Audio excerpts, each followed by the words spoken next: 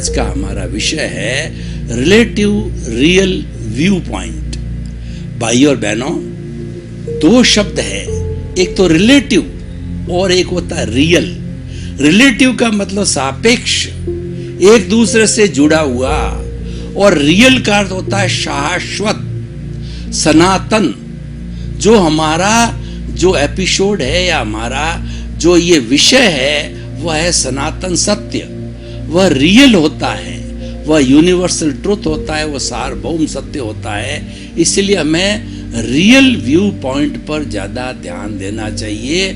और real view point भूतकाल में, भविष्य काल में और वर्तमान काल में कभी बदलता नहीं है। जो कभी नहीं बदलता है वह रियल व्यू पॉइंट कहलाता है, और जो समय के साथ में बदलता रहता है वह रिलेटिव है। संसार के लिए कहा गया है कि संसार वह कहलाता है जो संचरण करता है। हर क्षण हर वस्तु जिस संसार में बदलती है वह संसार रिलेटिव है, और रियल होता है वो निरपेक्ष होता है। वह कुंदन होता है, वो 24 जो कैरेट का सोना होता है वो कभी बदलता नहीं, तभी उसको सनातन कहते हैं। और सनातन सत्य हम आपको बताने जा रहे हैं। रिलेटिव की बात करें तो हमारा पूरा जीवन रिलेटिव है। मनुष्य एक सामाजिक प्राणी है, वो समाज के बिना एक दिन भी नहीं जी सकता है। उसको रोटी, कपड़ा, मकान, शिक्षा, चिकित्सा, जितनी भी उसकी जो बेसिक रिक्वायरमेंट्स है वो समाज से पूरी होती है।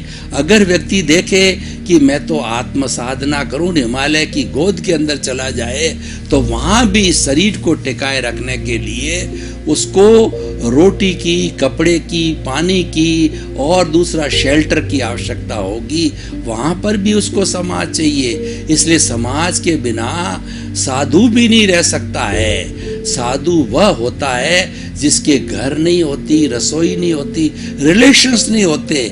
लेकिन वही साधु जो है भिक्षा कहाँ से लेते हैं? वो भिक्षा समाज के लोगों से लेते हैं, समाज के लोगों को ज्ञान देते हैं, और समाज के लोग उस ज्ञान की प्राप्ति के लिए ऑब्लिगेटरी जो है उसको भोजन, पानी, 9 तरह का पुण्य होता है। वो होता है अन्न पुण्य, पान पुण्य, लयन पुण्य, शयन पुण्य, मन पुण्य, वचन पुण्य, काया पुण्य और नमस्कार पुण्य।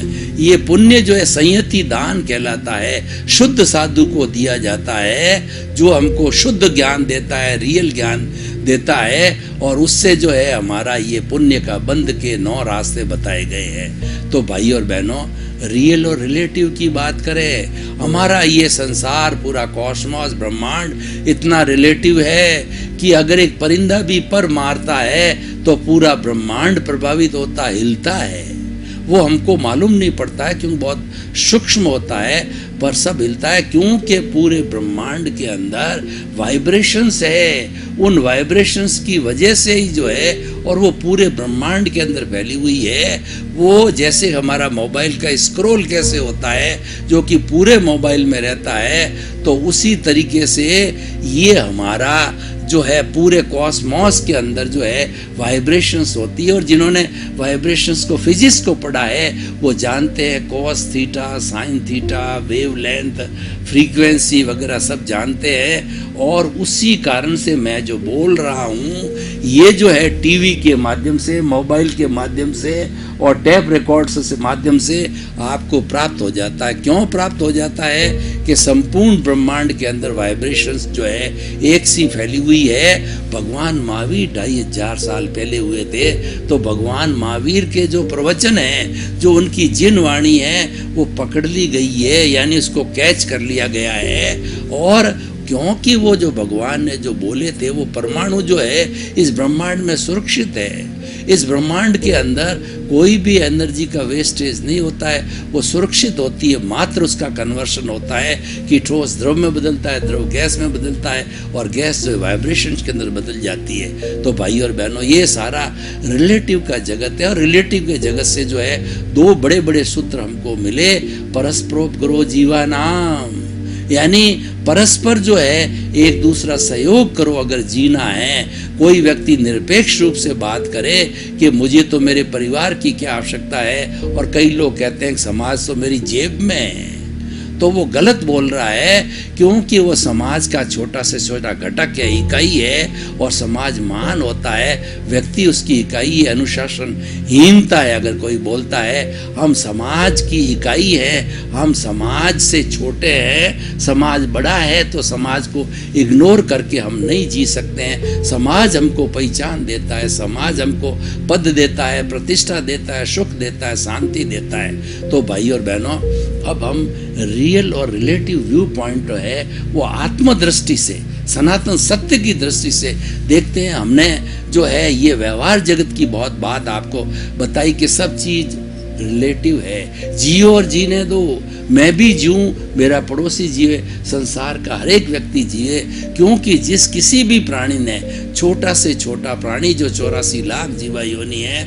उसका छोटा से छोटा प्राणी वायरस है जिसने जन्म लिया है, वह भी जीना चाहता। कोरोना जैसा वायरस भी जी रहा है, और किस तरीके से उसने आक्रमण किया है कि सारी दुनिया को हिला दिया है। दुनिया के 210 देश, किसी थोड़े बहुत, सभी जो है उससे प्रभावित है। एक छोटा सा ऐसा वायरस जो दिखाई नहीं देता आंखों से।